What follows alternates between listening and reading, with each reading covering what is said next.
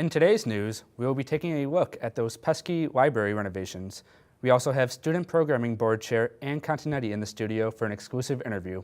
And as always, we will keep you updated on sports and upcoming events. This is Griffin TV.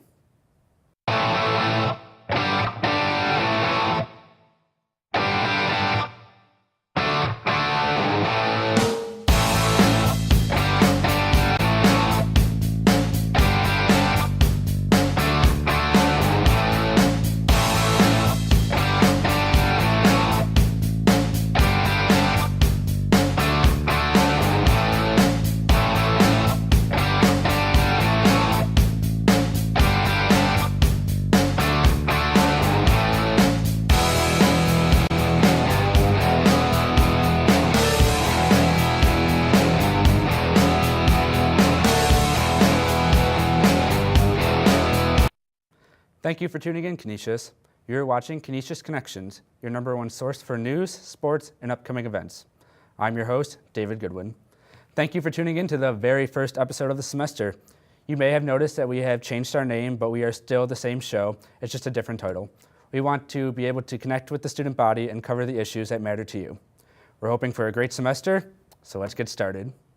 In a little bit, we're going to be talking to the chair of the Student Programming Board, Ann Continetti. But first, we're going to tackle an issue that many Canisius students are currently talking about. You may have noticed longer lines at Tim Hortons and a lack of workspace in the library. This is because the library is undergoing a complete renovation. We noticed that the library renovations were affecting a lot of students, so we sent our very own Griffin TV reporter, Bridget Fallon, to get the scoop. One of the most popular places on campus for student productivity is undergoing some serious changes. Both students and faculty have been evaluating the effects of library reconstruction. We're renovating this wing over here to better serve you students. No problem with the function, it'll look a lot better. And there's also going to be a classroom over there. We used to do our library instruction in the library instruction room, but now it's going to be out and open in the middle of this wing over here. The cubes that were in there in the way and the shelving that was there is not going to be there. There's going to be more study space in that it's not just going to be all tables like how it used to be, just the long tables. There's going to be a couple, I call them study rooms, but they're open study rooms. They're with more technology. There's going to be screens on the wall so you can, hook stuff up to it. Matthew also talked about construction deadlines. They started Monday the 13th, and they say they're going to end March 25th. Realistically, they're telling me March 25th. I might say sometime after. However, the student must also be taken into consideration. I feel like it could be have done at a different time, maybe during the summer when students are using the library actively day to day for studying or doing homework. A lot of it was, why didn't they do this in the summer? Why did they have to do it now? Majority of it is, that's where I used to study. There's no good time to do it. Someone was going to be inconvenienced somewhere. Whether if we started in the summer, when you came back in the fall, it would be still going on in the fall. So those have been the majority of complaints. And people can email me, call me, contact me, come up and tell me, and I got an open ear for you to complain to. However, there is one priority that's on everyone's mind. Only one side of Tim Hortons is open to, which is pretty sad. The line is absolutely ridiculous. Our building is supposed to be building a door to the back area as long as a second entrance to Tim Hortons. So to open up, the second side that was in there. So that's what they're going to, it'll be done Monday or Tuesday next week. There is a happy ending to this story, however. The funding of the library renovation was the best surprise of all. I understand the majority of it is donations. I'm glad our tuition is not going to be raised to fix the library because I didn't think there was anything wrong with it in the first place. But I'm glad that we're not paying for it directly, that it's actually coming from funds outside of the college. Thanks, Bridget. According to the library's website, the renovation should be done in March in time for midterms. We're going to switch gears now to talk about some of the good things happening on campus. There are a lot of exciting events happening this semester, and I'm here with Student Programming Chair Ann Continetti to talk about them. Ann, thanks for joining us. Oh, of course. Thanks, Dave. So we have a lot of fun and exciting events happening this year. One of them is the concert, the spring concert. Can you tell us a little bit about that? Country duo Love and Theft will be at Canisius on February 27th at 7 p.m. in Montante. We're really excited. Tickets go on sale February 3rd. They'll be $10 a person, 2 per undergrad. And then the next week we'll actually open it up to the rest of the Canisius community, so like faculty, staff, and grad students. But yeah, I think we're really excited, and it should be a really good concert. Yeah, I'm excited too. The Philip Phillips concert was great last year, thank so you. this should be good too. How did you guys decide on Love and Theft? So we first sent out a poll to the Canisius community on the portal, and people voted for a genre, and we found that country was the top pick, so we kind of narrowed it down. And of course, price is always a factor too. But we have a concert agent that we work through at Concert Ideas. It's like a concert agency, and they found Love and Theft for us, and we were really thrilled. We think they're a really good fit for us. Cool. And I see you brought a little friend with you today. Yeah, this is our unofficial SPB mascot, Scotty Paul Brown, SPB. Nice. And he is one of our Build-A-Bears. He was made 2 years ago. That's why he's a little bit ratty. But yeah, we have Build-A-Bears coming up on February 1st from 10 p.m. to 1 a.m. in the dining hall. And that's always a hugely popular event. And it's free, correct? It is free. And this year, I know a lot of times we have problems with the line because people line up so early. But we're actually doing a ticketing system, so people will get a ticket when they come to the event. And then when their number is called, they can come in and stuff a bear. And we'll also have live entertainment for people who are still waiting. Nice, nice. And what do you think the most popular stuffed animal will be this year? Oh, I don't know. It varies every year. The tigers are usually popular, usually some kind of puppy or cat, and always bears are pretty popular too, as the name suggests. Very cool. So are there any other events happening this year? Yeah, we have a new event that we're really excited about in March. On March 27th, we have Battle of the Bands, which is something that was done years ago, and we're bringing it back. And basically, we're going to have bands audition, especially, we'd love it if Canisius students were in the bands, and then they'll perform against each other to see who comes out on top. And then we have our final and biggest event of the year, Springfest, correct? Yep, Springfest will be May 2nd this year, the last day of classes as always. And we're really excited. We're doing a color party theme. So if you're familiar with like the color run where they throw powder on you, we're hoping to do something similar to that. So everybody can wear their white shirts and get all colorful. And this year we'll actually also be selling shirts for $1. So I know people like to decorate shirts. They're just going to be white shirts with one thing on the front, so people could decorate the back however they want. Very cool. Yep. It should be a good time. Oh, definitely. Well, thank you for joining us, Ann. We're going to take a quick commercial break, but we'll be right back after this. Stay tuned, Canisius.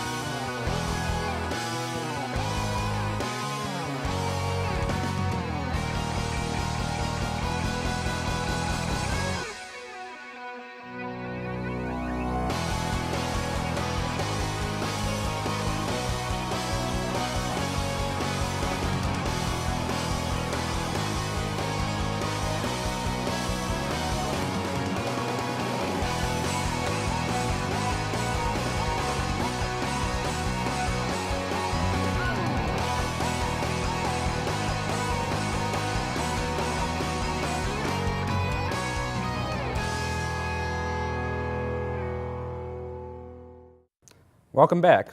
You know our show wouldn't be complete without a Griff Sports Update, So we're going to take it over to Arius McLeod in Studio B for a look at what our Golden Griffins have been up to. Hello, Griffin Nation. Welcome back to Canisius Connections with your all-new sports update. I'm Arius McLeod. We are going to quickly recap what's been happening with all your Canisius sports teams during the break and this past week, talk about a very important week, and showcase some upcoming games. Now, since it's wintertime, I think it's only right to start with the men's hockey team. While we were off on vacation, the team went on a road trip through Burlington, Vermont, and Worcester, Massachusetts to lose 2 in the Sheraton TD Bank Catamount Cup, steadying the ship with 2 wins against Holy Cross. Continuing on back to their home ice, men's hockey found out it was a bittersweet homecoming as they won the first game back against Sacred Heart 5-4, but losing the next 2 games after that against Sacred Heart and Bentley. They had another game against Bentley on Sunday, January 19th, which was a lot better from their previous encounter against them as they fought their way to the tie overtime 2-2. So far in the standing, men's hockey has a record of 8 wins, 12 losses, and 2 ties. While in their conference, they are in better position with 7 wins, 6 losses, and 2 ties.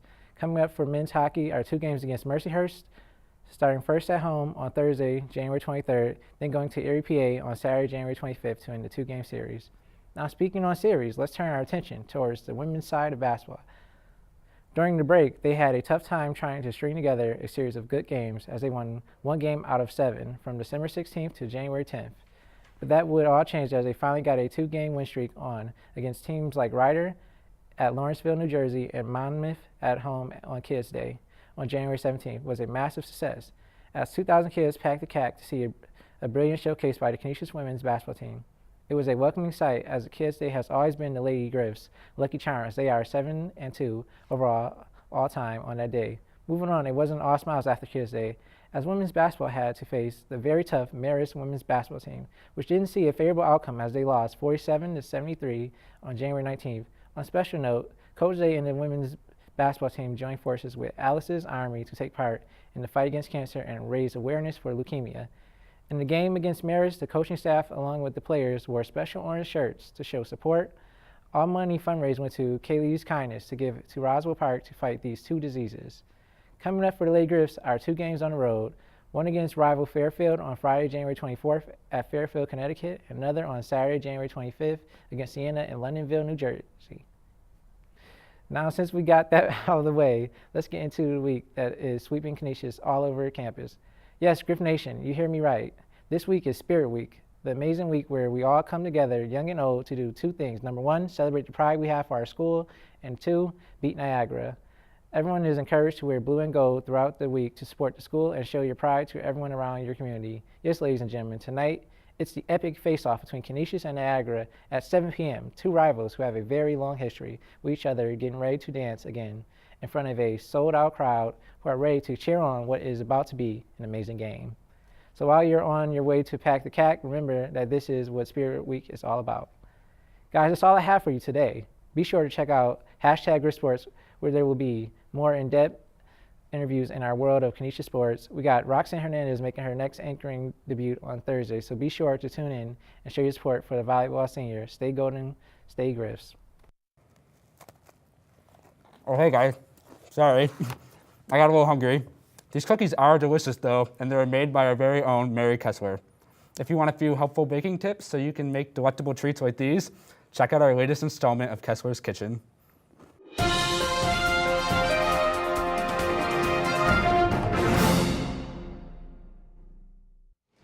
Hey guys, welcome to Kessler's Kitchen. This week I'm going to be showing you how to make classic chocolate chip cookies. I got the recipe from the back of this bag of chocolate chips, from Nestle Tea. Now I'm going to give you a rundown of the ingredients and then how to put them all together. Okay, before you start anything, preheat the oven to 375 degrees. So here are all your ingredients for your cookies. You're going to need 2 1/4 cups of all-purpose flour, 2/3 a cup of dark brown sugar, another 2/3 of a cup of granulated sugar, 2 eggs, and a cup of softened butter. You can't really see in here, but it's a teaspoon of baking soda and a teaspoon of salt, a teaspoon of vanilla extract, but I usually use a tablespoon. And then, last but not least, is a cup and 2/3 of chocolate chips, I'm using milk chocolate, but you can use whatever flavor you like.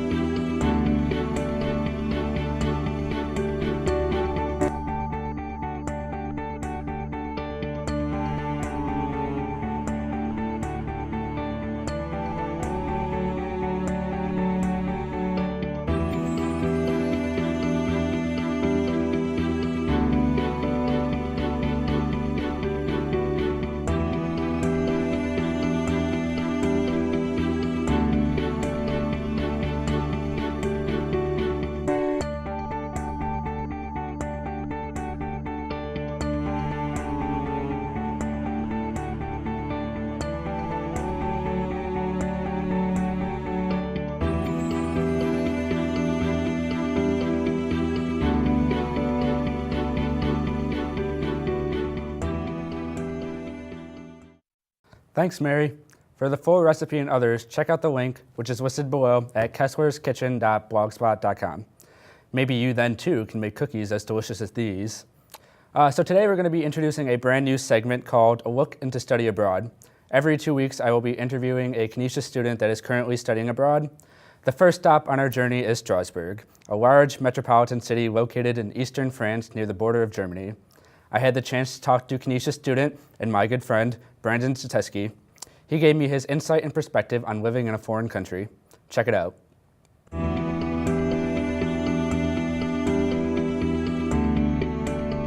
Hey guys, I'm here with Brandon Stateski, a junior at Canisius College. He's currently studying abroad in Strasbourg, France. He used to be a member of Griffin TV before he decided to study abroad. So, Brandon, thank you for joining us today. Dave, it's great to be back on Griffin TV. Yeah, we missed you a lot, so it's good to hear you. I missed you guys too. Aw. All right, so how has Strasbourg been? How have you been doing? It's been great so far. I've been here just about 3 weeks tomorrow. There's so much to do here, and it's so different from the United States. And I don't know, everything is good here. It's only been sunny twice the entire time I've been here. It's always overcast and raining, unfortunately, but it's not like it's like that annoying type of mist rain too. So it's like the worst of the worst, and Yeah. But the whole city so far is really nice. Everyone here is really convenient. It's right downtown. Good to hear. Well, you said it's different there. How is it different? What kind of ways? Well, I guess there's a lot of differences in the fact that on Sunday everything is closed except for restaurants. So any type of store, like an equivalent to a Walmart or a Target, is closed on Sunday. It's actually illegal here to have any other store open because it's supposed to be a leisure day. The banks are closed parts of Saturday, Sunday, and Monday, so it's kind of hard to do anything today, like if you need to go to the bank. On a more embarrassing note, here in the dorms, they don't provide toilet paper for you, so you actually have to take your own toilet paper when you go to the bathroom. So it's a little bit different. When you pass someone in your dormitory, you actually have to say hi to them. They consider it rude if you don't. So it's a little bit different than Canisius or back home, where you kind of just in the morning get out of bed and walk past everyone like a zombie. Here you actually have to say hi to people in the morning. So Wow. And you took a little bit of French, I know, but has it been helping you communicating with everyone there? I haven't really had a language barrier yet. My French isn't actually as bad as I thought it was. I'm okay at speaking it. I understand pretty much everything when people are talking to me. But I remember like when I first got here through Frankfurt, Germany at the airport, my bus driver only spoke German and French, and my plane came in early, so I was trying to get an earlier bus to Strasbourg. And so I was trying to communicate with him by like trying to tell him, and he's like, I don't speak English. So I'm like pointing at the ticket at the time of the ticket. I'm pointing at the bus. I'm like, I want to come on this bus. So and, like he let me on, but so far I haven't really reached any language barriers per se. As long as you try to speak French here, people will speak English to you back. And either my French is that bad, or they can just tell by my accent that I'm not from here. So usually they can tell I'm from an English-speaking country. Mm-hmm. So you've been there for about 3 weeks now. Do you have any big plans for the rest of the semester? Are you going to do any traveling? Yeah, actually, this coming weekend I'm going to Switzerland with the school. We're going to stay in the chateau. We're going to go skiing, and it's going to be fun. It's just for this weekend. We leave Friday afternoon, and we come back on Sunday night. Sounds good. So it sounds like you're having a good time. Would you recommend Strasbourg to anyone who is considering studying abroad? Absolutely. I mean, everyone here basically knows English, so you're not technically required to know French. I mean, it helps because some people don't speak French, but usually you can get the gist of what they're saying. So, I mean, the city is really pretty too. You can walk from Strasbourg to Germany. It's like, it's about a 30-minute walk or a 15-minute bike ride. A lot of people ride bikes here. I also have a bike here now. So it's very quick to get across the border. It's convenient. It's very traditional in French culture and German culture because this whole region has changed hands a couple times in the 20th century. So it's better. It's not as touristy, and I really love the area. I would recommend it. If I could, I would stay here the whole year, I think. All right, Brandon. Well, thank you for talking with us. It was good to hear from you. Yeah, good to hear from you too, Dave. See you guys later. Thanks, Brandon. We wish you the best of luck. Now, before we wrap up the show, here are some upcoming events happening on campus this week. Although you may not get to go outside this week, it is pretty cold, this weekend's Griffin's After Dark brings back the beloved days of elementary school spent playing games and winning prizes. Co-hosted by the Commuters Student Association, Resident Hall Association, and the Student Programming Board, this event will bring you back with an assortment of games, prizes, food, and even face painting. But be sure to note that this weekend's GAD is not during the normal 11 p.m. to 1 a.m. time slot, but instead runs from 6 to 8 p.m. on Saturday, January 24th. Tri Beta will be hosting 2 auditions for a Night Out, a variety show. They are looking for a host, singer, dancers, actors, and any other talent to perform at the show. The auditions will take place from 12 p.m. to 2 p.m. in Regis North on Monday, January 27.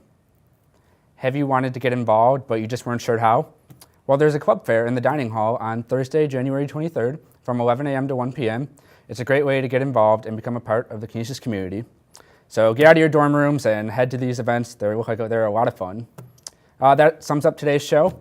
Be sure to check out our website at griffintv.net and find us on Facebook and Twitter. We air a new episode every Wednesday at 7 p.m. That's a new time. From all of us here at Canisius Connections, we hope you have a great week, Canisius.